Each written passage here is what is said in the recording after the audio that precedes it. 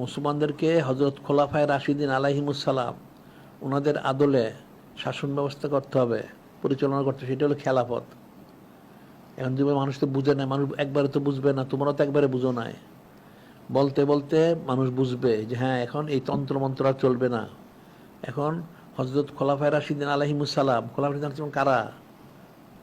হযরত আফজালুন নাস বাদানু সিদ্দিক হযরত আবু বকর সিদ্দিক আলাইহিস সালাম, তিনি সাইয়েদনা ফারুক উনি হযরত ওমর ইবনুল খাত্তাব আলাইহিস সালাম, এরপর সাইয়েদনা যুন্নুরাইন যিনি হযরত ওসমান যুন্নুরাইন উনি, হযরত ইমামুল আউয়াল হযরত আলী কাররামাল্লাহু ওয়াজহু উনি, এবং ইমাম সানি হযরত ইমাম হাসান আলাইহিস সালাম, উনি হচ্ছেন খোলাফায়ে রাশিদিনের অন্তর্ভুক্ত সরাসরি। এরপর বাকিরা ওনারা আছেন।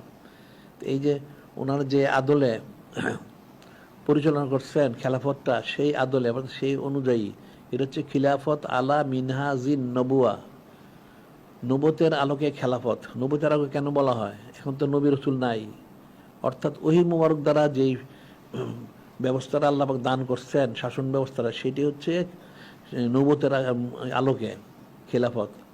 সেটা হযরত খোলাফায়ে রাশিদিন ওনারা পরিচালনা করেছেন সেইভাবে। এখন সেই অনুসরণে এখন মুসলমানদের এটা পরিচালনা করতে হবে, তাহলে শান্তি, অন্যথা শান্তি পাবে না। এদিকে বোঝার জন্য আমাদের দৈনিক আলিসান শরীফে অনেক লেখা গেছে, কিন্তু এখনও যাচ্ছে খেলাফতের উপরে, ওটা তোমরা পড়বে। এছাড়া কিছু রেসালা সব বের হয়েছে, এই সংগ্রহ করে পড়বে, তাইলে বুঝতে পারবে যে খেলাফতটা কি। এখন এই তন্ত্র মন্ত্রকে মানুষ মনে করে গণতন্ত্র ছাড়া চলবে না, নাউজুবিল্লাহ। তো এখন তার গণতন্ত্র না, এখন তো এই জুলুমতন্ত্র, সে জোর করে বসেছে। এখন চলে কেমনে?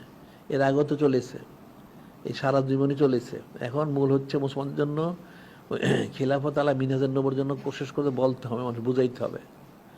নিজেরা বুঝার চেষ্টা করো, মানুষকে বুঝাইবা, জিকির ফিকির করবা, সোবত আসা যাওয়া করবা বেশি বেশি, সোবত ইখতিয়ার করা ছাড়া তুমি হাসিল করতে পারবা।